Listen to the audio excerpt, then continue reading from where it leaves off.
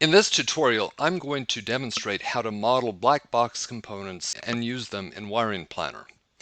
We call them black boxes because we don't model what's inside them, but we do model the interfaces. So to start off, I'm going to model a device from UAvionics, an AV30C. This provides the information that I need.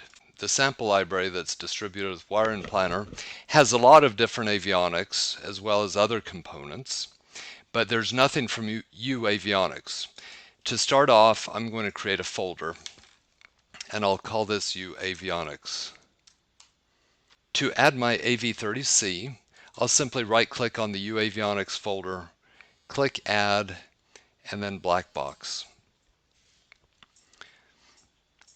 And then down here in the Properties panel, I will put in AV-30C, and I don't know what the part number is for that, but you can populate the part number, description, manufacturer if you like, but none of these fields are required. If I go back to the user manual, the most important page shows the electrical interface, and this is a male 15-pin D-sub connector. I know I have that in my library, so I don't have to create it from scratch. So if I go to my connectors folder, and we do have a video tutorial on creating connectors. Here in the D-sub folder, I have a DB15M, which is the one that I need for my AV30C. So I'll simply click Control-C to copy that.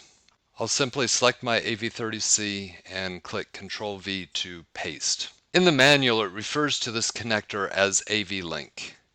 So I will simply name this AV-Link. And often with avionics, the connector is named J1 or P1, and so just give it the name that you see on the avionics device or in the manual. So now my UAvionics AV30C has a connector, but there are two other interfaces shown here, and they're pneumatic connections. One of them is for pitot and one is for static. So I'm going to add those as conductor attach points. Conductors are usually wires, but they are really anything that can carry energy, data, or matter. I will call this one static, and I'll create another one, and I'll call it pitot. If I want to include the signals that are shown here in this table, then I can add them to this connector. So to do that, I'll select the connector, AV-Link, and I will click on Contacts, the three dots next to it, and that opens the contact table. In this table, I can type in the labels for each contact. So I'll start with power, hit enter, GPS navigator,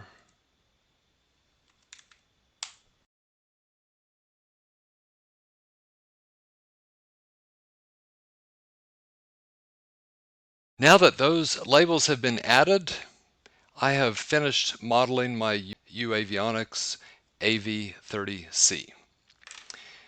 So I have a sample project here, and I'm going to create a diagram in this project. I'll leave it as diagram 1 and I'll open it. How do I use this UAvionics AV30C in my diagram? To use it, I can simply drag it and drop it onto my diagram. When I do that, it puts a small placeholder here, and it also instantiates it in my model as dev1 with the type AV-30C. That means that this device 1 is defined by AV30C. What I prefer to do, however, is when I instantiate it from the library, I select a connector and drop that, and that automatically places the connector in the diagram. And if I hide show contacts, I can show all the contacts. I can also show the static port and the pitot port and I can mate a connector to this. I can also right click and show labels, and this shows all those labels. Select the labels and move them here to the side, and then I can change the size of my black box to accommodate the labels.